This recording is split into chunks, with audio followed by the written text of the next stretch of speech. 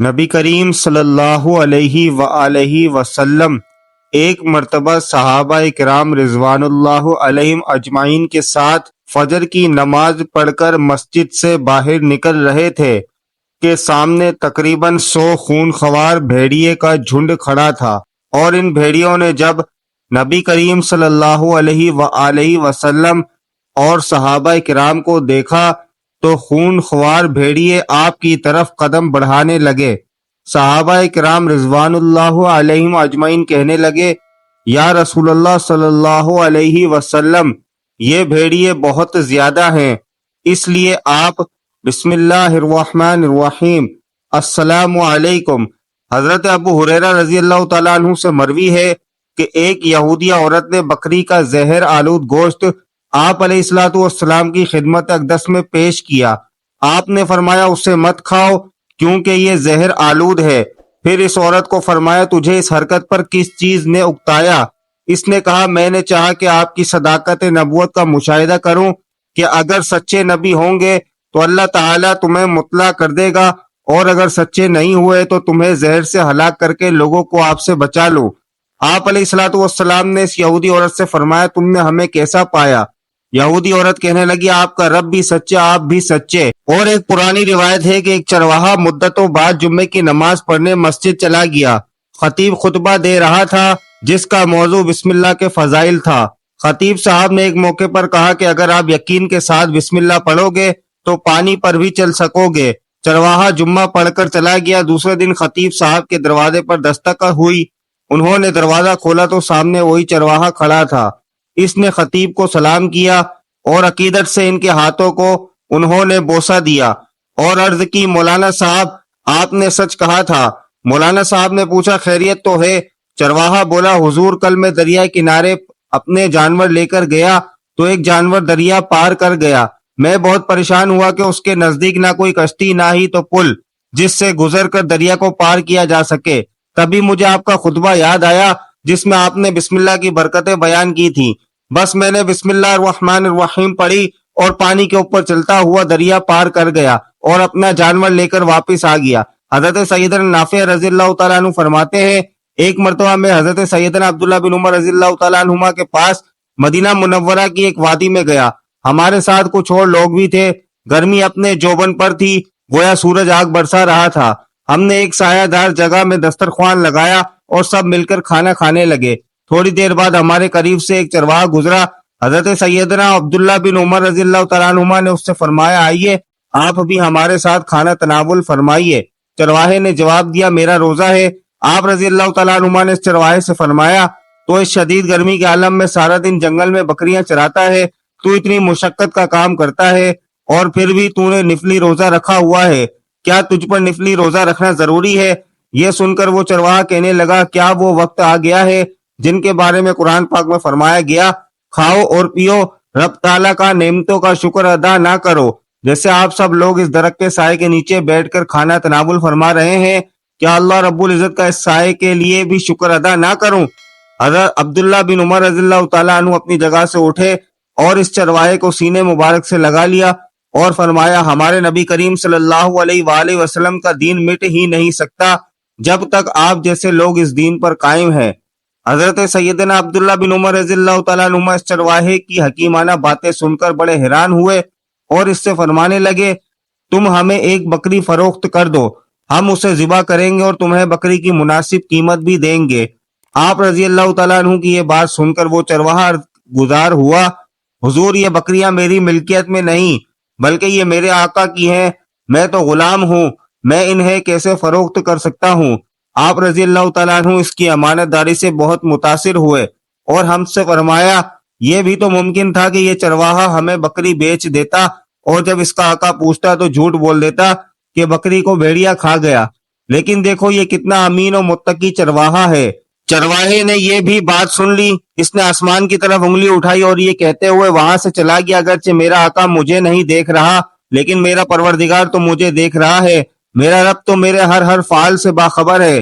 حضرت سیدنا عبداللہ بن عمر رضی اللہ تعالیٰ عنہما اس چرواہے کی باتوں اور نیک سیرت سے بہت متاثر ہوئے اور آپ رضی اللہ تعالیٰ عنہ اس چرواہے کے مالک کے پاس پہنچے اور اس نیک چرواہے کو خرید کر آزاد کر دیا۔ اور ساری بکریاں بھی خرید کر اس چرواہے کے حوالے کر دیں۔ اللہ تعالیٰ کی ان پر رحمت ہو اور ان کے صدقے ہماری مغفرت ہو، آمین۔ حضرت انس رضی اللہ تعالیٰ عنہ سے روایت ہے کہ ایک انصاری گھرانے میں ایک اونٹ تھا جس پر وہ کھیتی باڑی کے لیے پانی بھرا کرتے تھے۔ وہ ان کے قابو میں نہ رہا اور انہیں اپنی پشت استعمال کرنے یعنی پانی لانے سے روک دیا۔ انصار صحابہ حضور نبی کریم صلی اللہ علیہ وسلم کی خدمت اقدس میں حاضر ہوئے اور عرض کیا، ہمارا ایک اونٹ تھا، ہم اس سے کھیتی باڑی کے لیے پانی لانے کا کام لیتے تھے، وہ ہمارے قابو میں نہیں رہا اور اب وہ خود سے کوئی کام نہیں لینے دیتا، ہمارے کھیت کھلیان اور باغ پانی کی قلت کے باعث سوکھ گئے ہیں۔ حضور نبی کریم صلی اللہ علیہ وآلہ وسلم نے صحابہ کرام سے فرمایا، اٹھو۔ پس سارے اٹھ کھڑے ہوئے اور اس انصاری کے گھر تشریف لے گئے۔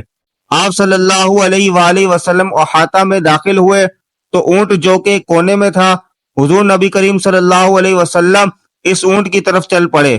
انصار کہنے لگے، یا رسول اللہ، یہ اونٹ کتے کی طرح باولا ہو چکا ہے اور ہم اس کی طرف جانے سے روکتے ہیں، آپ پر خطرہ ہے۔ حضور نبی کریم صلی اللہ علیہ وسلم نے فرمایا، مجھے اس سے کوئی نقصان نہیں ہوگا۔ اونٹ نے جیسے ہی حضور نبی کریم صلی اللہ علیہ وسلم کو دیکھا تو آپ صلی اللہ علیہ وآلہ وسلم کی طرف بڑھا، یہاں تک قریب آ کر آپ صلی اللہ علیہ وسلم کے سامنے سجدے میں گر پڑا۔ حضور نبی کریم صلی اللہ علیہ وسلم نے اسے پیشانی سے پکڑا اور اونٹ کے کان میں کچھ کہا، پھر دوبارہ انصار سے کہنے لگے، اب یہ آپ کا کام کرے گا، اور حسب سابق دوبارہ کام پر لگا دیا۔ صحابہ کرام رضوان اللہ علیہم اجمعین یہ دیکھ کر آپ صلی اللہ علیہ وسلم کی خدمت اقدس میں عرض کیا، یا رسول اللہ صلی اللہ علیہ وآلہ وسلم، یہ تو بے عقل جانور ہوتے ہوئے بھی آپ کو سجدہ کر رہا ہے اور ہم تو عقل مند ہیں، لہذا اس سے زیادہ حقدار ہیں کہ آپ کو سجدہ کریں۔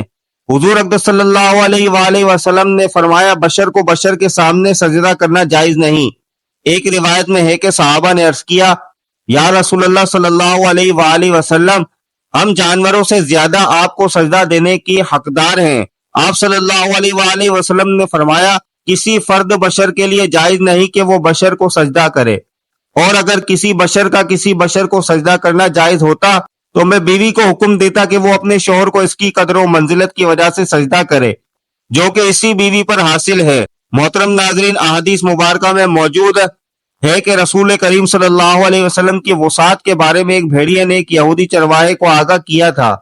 اس وقت کو حضرت ابو سعید خدری رضی اللہ تعالیٰ عنہ اور حضرت ابو ہریرہ رضی اللہ تعالیٰ عنہ نے بیان فرمایا ہے۔ واقعہ کچھ یوں ہے کہ ایک بھیڑیا کسی چرواہے کی بکریوں کے پاس آیا اور ان میں سے ایک بکری اٹھا کر لے گیا۔ چرواہے نے اس کا پیچھا کیا یہاں تک کہ اس کے منہ سے بکری نکلوا لی۔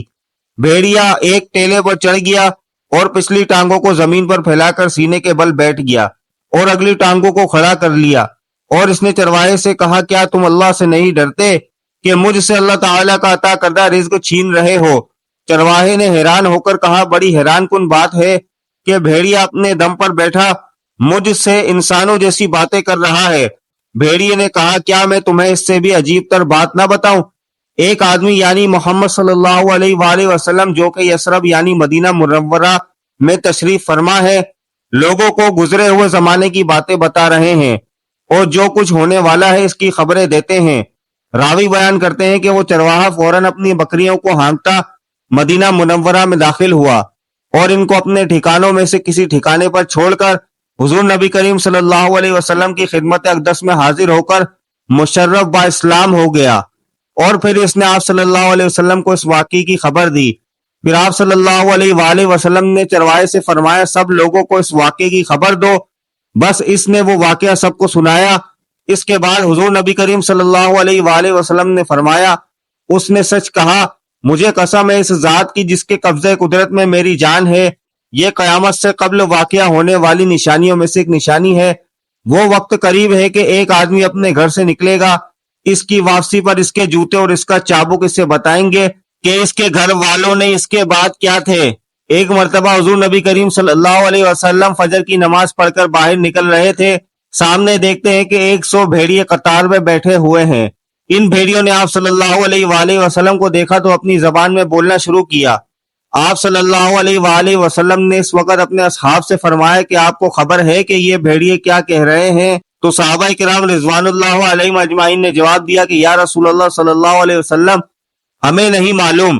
صحابہ کرام رضی اللہ عنہم کی یہ بات سن کر آپ صلی اللہ علیہ وسلم نے فرمایا کہ یہ بھیڑیے کہہ رہے ہیں کہ آپ صلی اللہ علیہ وسلم کے اصحاب کی بکریاں کھانے کو ہمارا دل نہیں کرتا، لیکن ہمارا رزق ہی یہی بکریاں ہیں، تو ہم کیا کریں؟ آپ صلی اللہ علیہ وآلہ وسلم ایسا کریں کہ ہمارا کوٹا مقرر کر دیں، اس کے علاوہ ہم کسی کو ہاتھ نہیں لگائیں گے۔ تو اس وقت آپ صلی اللہ علیہ وآلہ وسلم نے صحابہ کرام رضی اللہ عنہم سے فرمایا کہ بتاؤ اب کیا کیا جائے؟ صحابہ کرام رضی اللہ تعالی عنہم عرض کرنے لگے یا رسول اللہ صلی اللہ علیہ وسلم بات یہ ہے کہ ہماری بکریاں دینے کو ہمارا دل نہیں کرتا۔ اس پر آپ صلی اللہ علیہ وآلہ وسلم نے فرمایا کہ اے میرے صحابہ تم اپنی بکریوں کی حفاظت کرو اور بھیڑیوں سے فرمایا کہ تم اپنا داؤ لگا لیا کرو۔ اس پر بھیڑیے واپس روتے ہوئے جانے لگے کہ یہ کام ہمارے بالخواستہ کرنا پڑے گا۔ حضرت سقفی رضی اللہ تعالیٰ عنہ بیان کرتے ہیں جب ہم ایک سفر میں حضور نبی کریم صلی اللہ علیہ وسلم کے ساتھ چل رہے تھے تو میں نے حضور نبی کریم صلی اللہ علیہ وسلم سے 3 امور یعنی معجزات دیکھے۔ ہمارا گزر ایک اونٹ کے پاس سے ہوا جس پر پانی رکھا جا رہا تھا۔ اس اونٹ نے جب حضور نبی کریم صلی اللہ علیہ وسلم کو دیکھا تو وہ بلبلانے لگا اور اپنی گردن عذرائے تعظیم آپ صلی اللہ علیہ وآلہ وسلم کے سامنے جھکا دی۔ حضور نبی کریم صلی اللہ علیہ وآلہ وسلم اس کے پاس کھڑے ہو گئے اور فرمایا اس اونٹ کا مالک کہاں ہے؟ اس کا مالک حاضر ہوا تو آپ صلی اللہ علیہ وآلہ وسلم نے اس سے پوچھا یہ اونٹ مجھے بیچتے ہو؟ اس نے عرض کیا نہیں حضور بلکہ یہ آپ کے لیے تحفہ ہے۔ آپ صلی اللہ علیہ وآلہ وسلم نے فرمایا نہیں حضور بلکہ اس سے مجھے بیچ دو۔ اس نے دوبارہ عرض کیا نہیں بلکہ یہ آپ کے لیے تحفہ ہے اور بے شک یہ ایسے گھرانے کی ملکیت ہے کہ جن کا ذریعہ معاش اس کے علاوہ اور کچھ نہیں۔ آپ صلی اللہ علیہ وآلہ وسلم نے فرمایا اب تمہارے ذہن میں یہ بات آئی ہے کہ اس اونٹ نے ایسا کیوں کیا؟